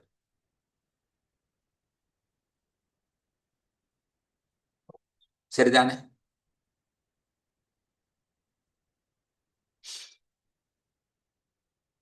அடுத்தது வங்கி கணக்கு கூறு தயாரித்தல். இது தொடர்பாக நான் இப்ப பேச மாட்டேன். ஏன் பேச மாட்டோம் என்றால் நாங்கள் வங்கி தனியாக பார்க்க போகிறோம்.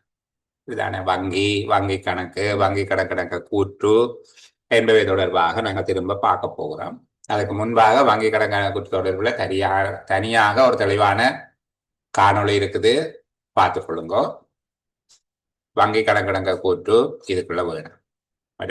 இது பார்த்துட்டா மாற்றப்படாத காசு. சரியா? ஒரு சிறிய இடைவெளி எடுத்துக்கொண்டு பார்ப்போமா?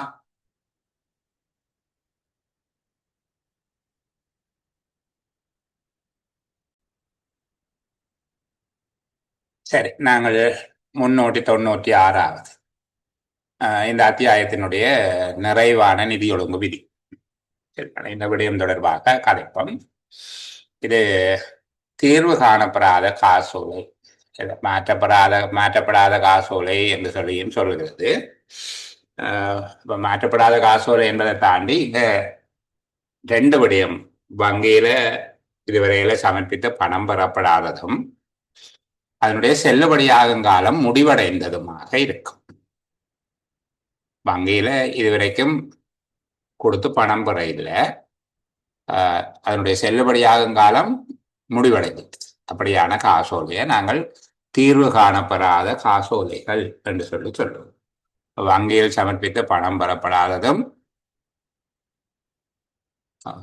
இதுவரையில செல்லுபடி காலம் முடிஞ்சது, இப்படி சொல்லுவோம். இதுவரையில் வங்கியில் சமர்ப்பித்த பணம் பெறப்படாததும் செல்லுபடியாகும் காலம் முடிவடைந்ததுமான காசோலை தீர்வு காணப்படாத காசோலை என்று சொல்லுவோம். 396 அவர் காலம் முடிஞ்ச காசோலை என்பதைத்தான் நான் சொல்லுகிறேன் என்று எங்களை சொல்கிறேன். இப்போ செல்லுபடியாகும் காலம் முடிவடைந்த ஒரு காசோலை தொடர்பாக நாங்கள் தீர்வு காணப்படாத காசோலை என்று பெயர் வைக்கிறோம். தீர்வு காணப்படாத காசோலை ஒவ்வொன்றுக்குமான பெறுவோருக்கு புதுப்பிக்கும் பொருட்டு அந்த காசோலையை சமர்ப்பிக்கும்படி கடிதம் எழுத. முதலாவது படிமுறையாக நாங்கள் சொல்லிக் கொண்டு வருவோம். இது பல பரீட்சைகள்ல கேட்கப்பட்டிருக்கு. இதனுடைய கணக்கு வைப்பு விலைகளையும் நாங்கள் பார்க்க வேண்டும். இது ஒரு கட்டுரை வினாவுக்கான வாய்ப்பு இருக்கக்கூடிய பகுதி. முக்கியமான விடயம், நிதி ஒழுங்கு விதிகள்ல சில விடயங்கள் முக்கியமானவை. இப்ப இதுக்கு முந்தி படித்தது முக்கியம் இல்லை என்று சொல்ல இல்லை, இது அந்த இன்னும் முக்கியமானவை. ஒரு நன்கொடை கிடைக்கிறது அல்லது ஒரு காசோலை ஒன்று மறக்கப்படுவது என்பது போல சில முக்கியமான விடயங்களை சார்ந்த மேல முனைப்பாக இருக்கக்கூடிய சில இடங்கள் இருக்கு. இப்ப சாதாரணமாக ஒரு நன்கொடை ஒன்று கிடைத்தால் அது தொடர்பாக நடவடிக்கை எடுக்கிறது என்பது எவ்வாறு ஒரு முனைப்பான பகுதி, முன்னுக்கு நடி கொண்டிக்கும். சரிதானே? அதே போல எங்களுக்கு தந்த ஒரு காசோலை ஒன்று வங்கியினால பணம் செலுத்த மறக்கப்பட்டால் மேற்கொள்ள நடவடிக்கை என்பது ஒரு முனைப்பான இடம். அது மாதிரிதான் தீர்வு காணப்படாத காசோலைகள் பற்றிய நடவடிக்கையின் நிதி ஒழுங்கு விதிகள்ல ஒரு முனைப்பான இடம். இந்த பகுதியில் நான் சொல்லக்கூடிய எல்லா விடயங்களையும் கவனம் எடுத்து திருப்பி ஒருக்கா பார்த்துக் கொள்ளுவோம். தீர்வு காணப்படாத காசோலை என்றால் என்ன என்பதற்கான வரைவிலக்கணத்தை நாங்கள் சொல்லுகிறோம். இங்க வங்கியில் சமர்ப்பித்து பணமாக்கப்படாத செல்லுபடியாகும் காலம் முடிவடைந்த காசோலைகள் தீர்வு காணப்படாத காசோலைகள் எனப்படுகிறது. இவை தொடர்பில் மேற்கொள்ளப்பட வேண்டிய நடவடிக்கைகள் படிப்படியாக சொல்லிக் கொண்டு வருகிறோம். 1, செல்லுபடியாகும் காலம் முடிவடைந்தவுடன் அதனை செல்லுபடியாக்கும் பொருட்டு திருப்பி அனுப்பும்படி தீர்வு காணப்படாத காசோலை ஒவ்வொன்றினதும் பெறுவோருக்கு கூடிய விரைவில் கடிதம் அனுப்பவும். 2வது, அவர்கள் செக்கை அனுப்பினால் நாங்கள் ஏற்கனவே காசோலை காலநடிப்பு செய்தல் தொடர்பாக சொல்லப்பட்டது போல செல்லுபடியாகி திருப்பி அனுப்பவும். அவர்கள் சமர்ப்பித்தால் செல்லுபடியாகி திருப்பி அனுப்பவும். அவர்களிடமிருந்து பதில் கிடைக்காவிட்டால் 2 வாரங்களுக்குள் பதில் தரும்படி திரும்ப ஒரு பதிவு தபால் அனுப்பணும், ரெஜிஸ்டர்ட் போஸ்ட்ல போடுவார். அவர்களுக்கு பதில் கிடைக்காவிட்டால் மீண்டும் அவர்களுக்கு பதிவு தபால் அனுப்ப வேண்டும். அப்ப இது 2வது கடிதம்.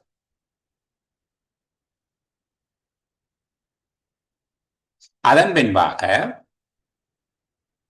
காசோலை வழங்கப்பட்ட திகதி அல்லது புதுப்பிக்கப்பட்ட திகதி எது பிந்திய திகதியோ அதிலிருந்து 6 மாத காலம் பார்க்க வேண்டும்.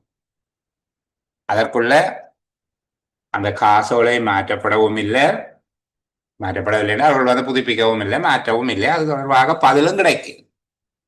எழுதிய கடிதங்களுக்கு பதிலும் கிடைக்காமலும் இருந்தால் அது தொடர்பாக நடவடிக்கை எடுக்க வேண்டும். வங்கிக்கு ஒரு உறுதிமொழியை தருமாறு கேட்க வேண்டும். இனி அந்த காசோலையை கொண்டு வந்து தந்தால் நான் காசு கொடுக்க மாட்டேன் என்று வங்கியிடமிருந்து உறுதிமொழியை பெற்றுக்கொள்ளுதல் வேண்டும். இது ஏன் வங்கியிடமிருந்து உறுதிமொழியை பெற்றுக்கொள்ளுதல் என்றது, நீங்கள் இந்த டபுள் செக்யூரிட்டி மாதிரி சில வேளைகளில் எதுவும் கைவிளைபாடாக நாங்கள் புதுப்பிச்சு கொடுத்தாலும் வங்கி அங்கே காசு கொடுக்காது.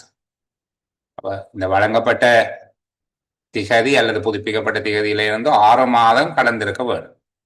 6 மாத காலத்துக்குள்ள அவர் மாற்றாமலும் பதில் அளிக்காமலும் இருந்தால் முதலாவது அது வங்கியில் சமர்ப்பிக்கப்படும் போது அதற்கு பணம் கொடுக்கப்பட மாட்டாது என்று வங்கியிலிருந்து உறுதிமொழியை பெற்றுக்கொள்ள வேண்டும். அடுத்தது, காசோலை அளிக்கப்பட்டுள்ளதாக கருதி நிதி ஒழுங்கு விதி 394 ஆவணாவில் உள்ளவாறு நடவடிக்கை எடுக்கவும். அது நாங்கள் 3 இடத்துல பதிய வேணும் என்று பார்த்து நாங்கள் திரும்ப திரும்ப அதை சொல்லிக் கொண்டிருந்து உங்களுக்கு நெருக்கடி கொடுக்க வேண்டாம். எல்லாருமே ஒருக்கா காட்டி விடுவோமே. 394 ஆவணா தொடர்பாக எங்களை ஞாபகத்தை ஒரு கால் புதுப்பித்து கொண்டு போவோமே.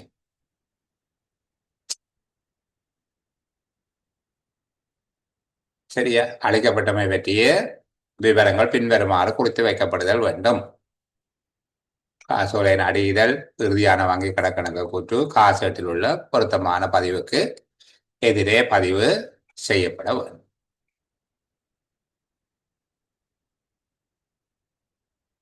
நிறைவாக, காசோலையின் தொகை உரிய பேரேடுகளில் ஒரு பொறுப்பாக குறிப்பீடு செய்தல் வேண்டும். இந்த பெறுமதி ஒரு பொறுப்பாக குறிக்கப்பட வேண்டும். சரி, இப்ப இதற்கு சில இடங்கள்ல சில புத்தகங்கள் எழுதியிருக்கிறார்கள், திணைக்கள தலைவருடைய பெயருக்கு பரிசு எழுத வேண்டும், அது ஒரு வரவாக காட்டப்பட வேண்டும் என்று சொல்லி, அது நாங்கள் ஏற்கனவே சொன்னது போல வழங்கப்பட்ட ஒரு காசோலைக்கு பதில் காசோலை வழங்கப்படாத சந்தர்ப்பங்களில் எல்லாம் அந்த நடவடிக்கை செய்வோம். இது மாற்றப்படாத காசோலை அல்லது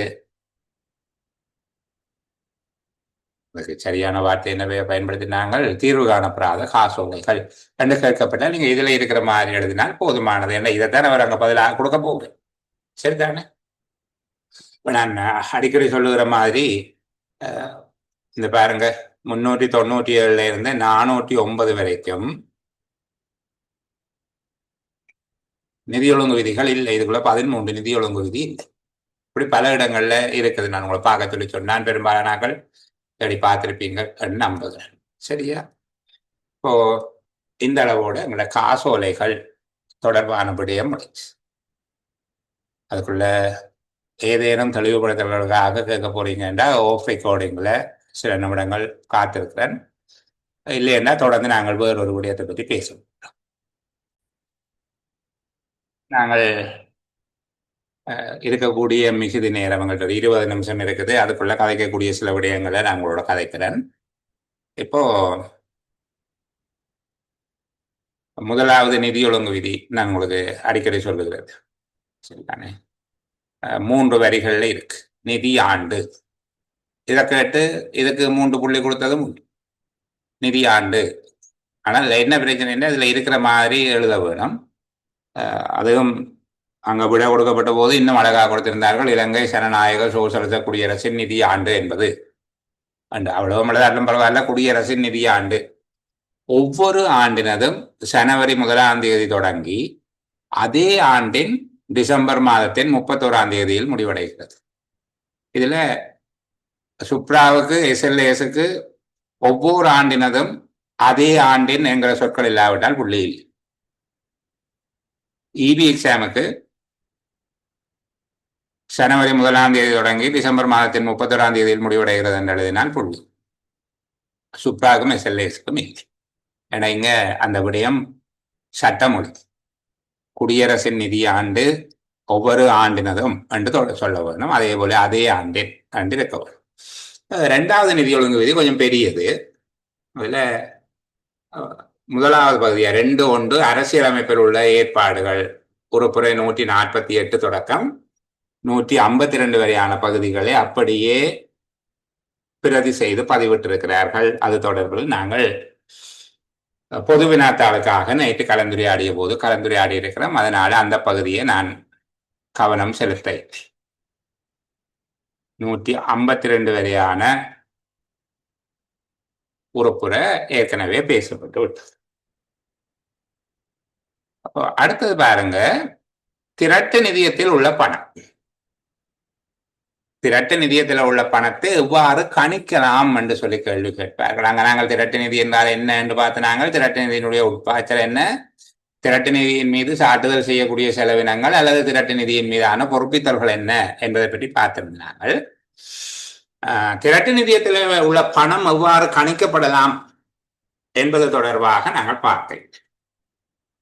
அது இல்லை என்றால் அங்க 2வது நிதி ஒழுங்கு விதியினுடைய 1வது பகுதியாகத்தான் இது காட்டப்பட்டிருந்தது. இப்படி காட்டியிருக்கிறதால நாங்கள் அந்த அளவோடையே நிப்பாட்டினோம். இப்ப 2வது பகுதியை தான் நாங்கள் இன்றைக்கு கதைக்க போகிறோம். இப்ப திரட்டு நிதியத்தில் உள்ள பணம் என்பது எதை குறிக்கும்? சரியா?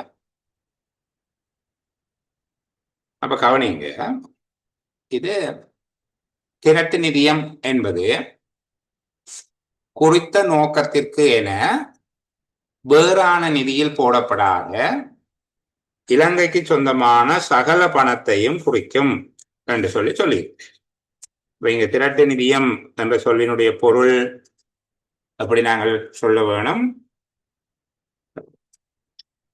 சட்டத்தினால குறித்து ஒதுக்கப்படாத, அப்படித்தானே பார்த்து நாங்கள் திரட்டு நிதியம் என்பது சட்டத்தினால குறித்து ஒதுக்கப்படாத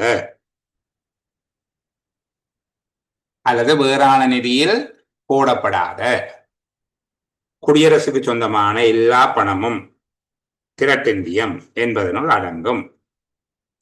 இதை எப்படி கணிக்கிறது என்று சொல்லி பார்க்க வேணும். அப்படி கேட்கிற நேரத்துல யார் யார்கிட்ட எல்லாம் இருக்கும் என்று சொல்லும். திரைசேரியிடம் உள்ள பணம், திரைசேரிட்ட எங்க காசு இருக்கும்? கையில இருக்கும் அல்லது அவர்களுடைய வங்கி கணக்கில் இருக்கும். அதுபோல அமைச்சுக்கள், திணைக்களங்கள், அமைச்சுக்கள், திணைக்களங்கள்,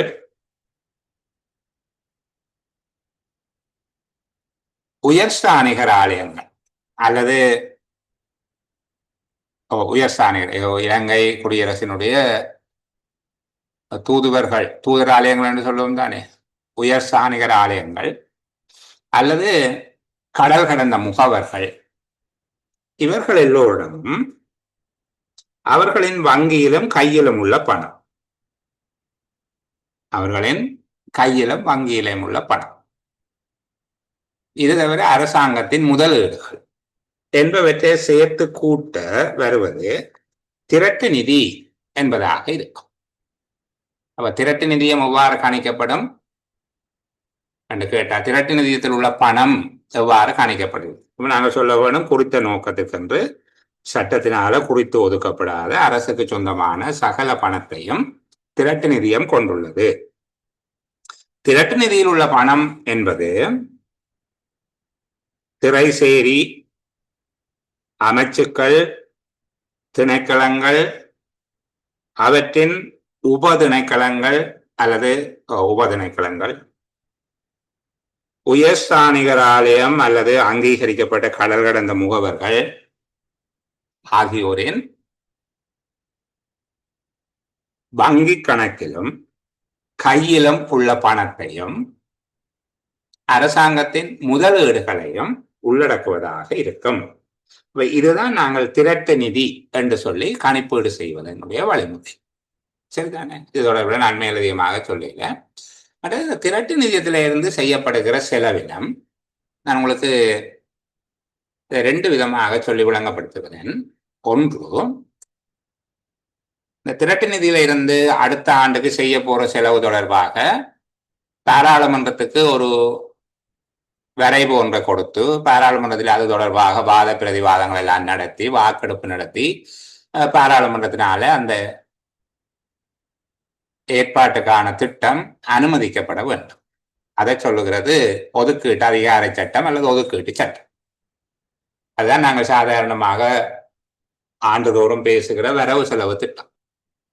அதுல செலவுக்கான ஒரு பகுதி தான் வரவு செலவு திட்டம்ங்கிறது.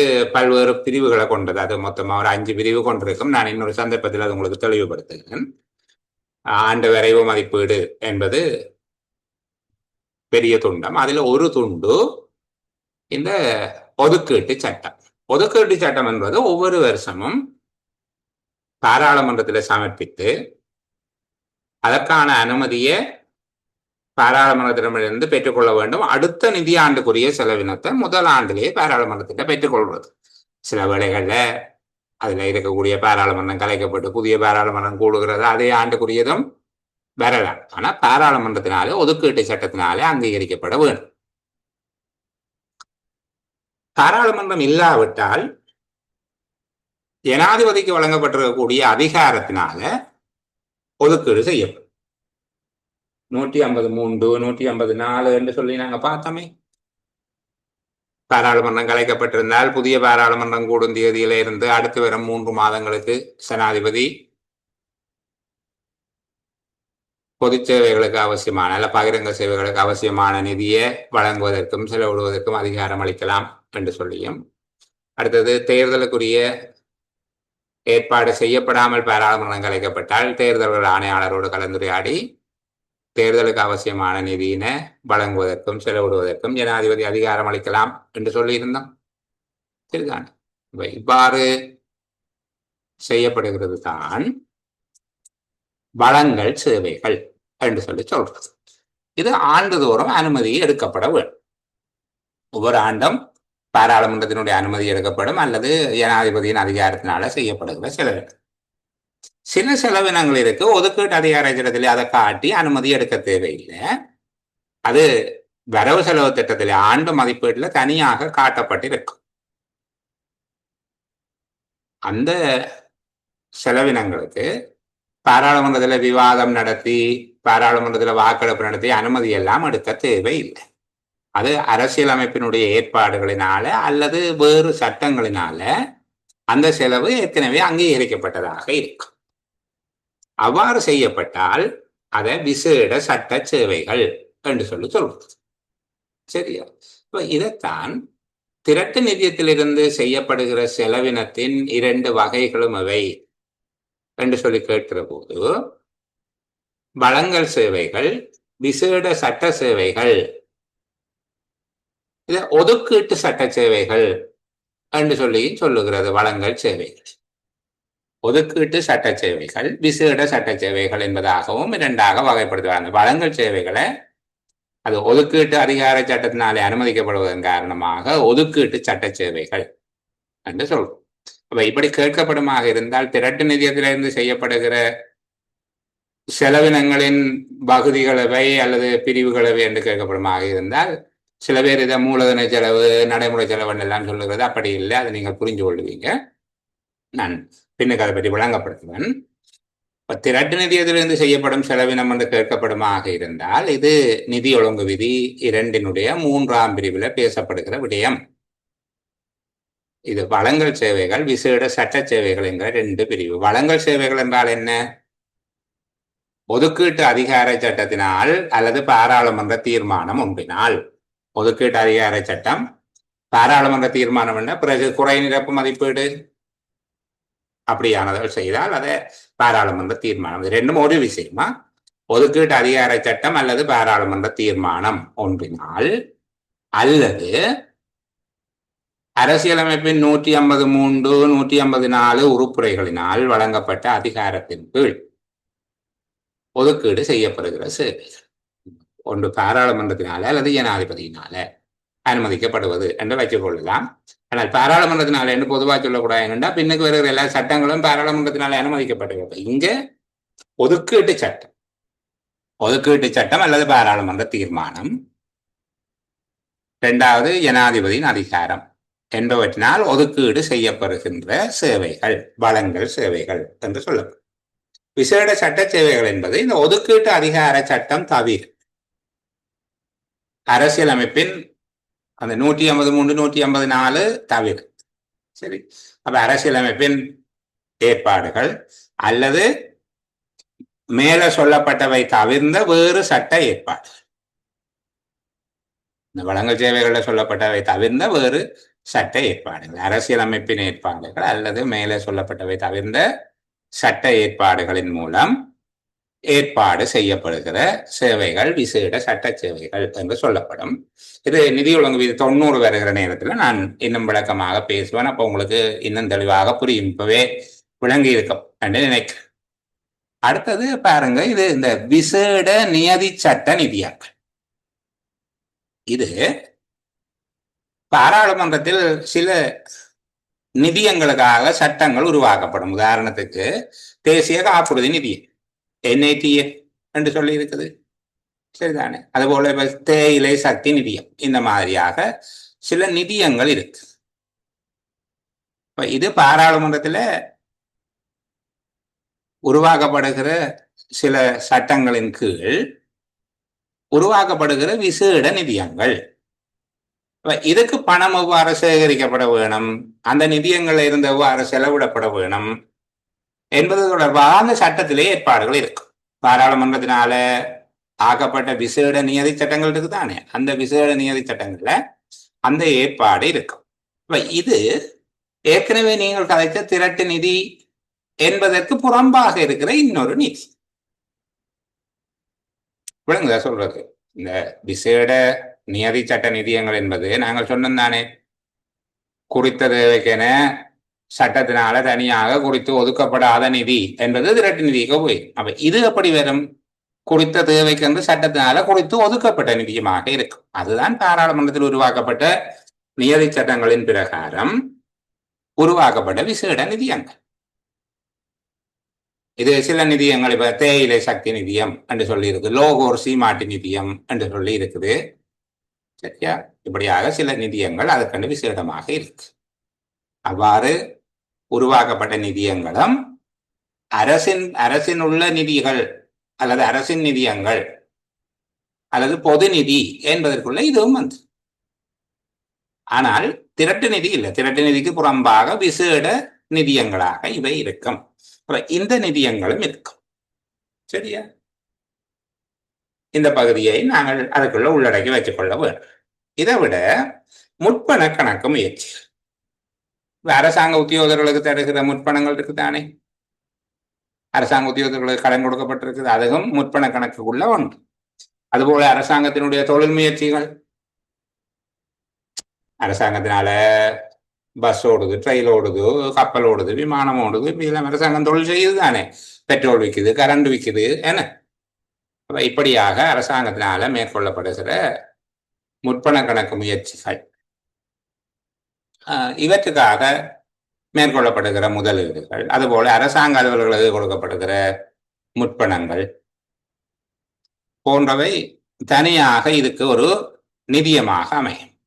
ஒவ்வொரு முயற்சிகளுக்கும் தனியான ஒரு நிதியமாக இவையும் அமையும். இந்த முற்பண கணக்கு முயற்சிகள் பொது நிதி என்பதனுடைய ஒரு பகுதியாக நாங்கள் கருத வேண்டும். இவ பொது மதிப்பீடுகளுக்கு புறம்பாக செய்யப்படும். அவை ஒவ்வொரு முயற்சிக்கும் தனியான ஒரு நிதியமாக அமையும்.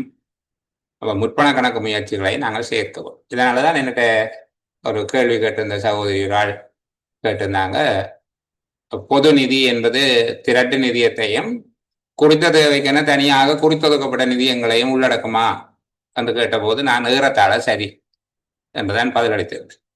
சரிதானே? கிட்டத்தட்ட சரி. ஏன் கிட்டத்தட்ட சரி என்றால் அதில் முற்பண கணக்கு முயற்சிகள் தொடர்பான நிதியத்தை நாங்கள் சேர்க்கை. இப்ப விளங்கிட்டுதா? பொது நிதியம் என்பது முற்பண கணக்கு நிதியங்களையும் உள்ளடக்கும், விசேட சட்ட நிதியங்களையும் உருவாக்கும். அந்த உருவாக்கப்பட்ட விசேட சட்ட நிதியங்களையும் அதுக்குள்ளே நாங்கள் உள்ளடக்குவோம். அடுத்தது திரட்டு நிதியை உள்ளடக்குவோம். இவை எல்லாவற்றையும் சேர்த்து நாங்கள் பொது நிதி என்பதாக ஒரு வரையறை செய்து கொள்ள. சரியா?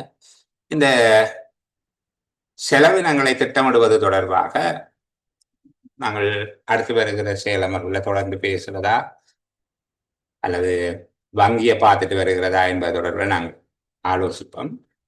இந்த முதலாவது அத்தியாயத்துக்குள்ள பெரிய அளவுக்கு நான் செலவு செய்ய விரும்ப இல்லை என்றால், மிக தெளிவாக பதிவு செய்யப்பட்ட ஒளிப்பதிவுகள் உங்கள்கிட்ட கொடுத்திருக்குது. அதை நீங்கள் பார்த்துக்கொள்வீர்களாக இருந்தால் இந்த நேரத்தை மிச்சம் பிடிச்சு எங்களுடைய கைவசம் ஒளிப்பதிவுகள் இல்லாத புதிய பகுதிகளின் மீது கவனம் செலுத்துவதற்கு மிக வாய்ப்பாக இருக்கும். எவ்வளவுக்கு எவ்வளவு நேரத்தை சிக்கனப்படுத்துகிறோமோ அந்த அளவு புதிய விடயங்களை நாங்கள் படித்துக் கொள்ளலாம். இல்லைன்னா ஏற்கனவே அது தொடர்பாக தெளிவாக இருக்கக்கூடிய காணொளிகள், இப்போ நீங்கள் நேர இருக்கிற மாதிரி இந்த உணர்வோடு அந்த காணொலியை பார்ப்பீர்களாக இருந்தால் அது அவ்வளவு முயற்சியோடு அவ்வளவு எஃபோர்ட் பண்ணி செய்தது சாதாரணமாக அல்ல. சரி, அந்த பகுதியை நீங்கள் பார்க்கலாம்.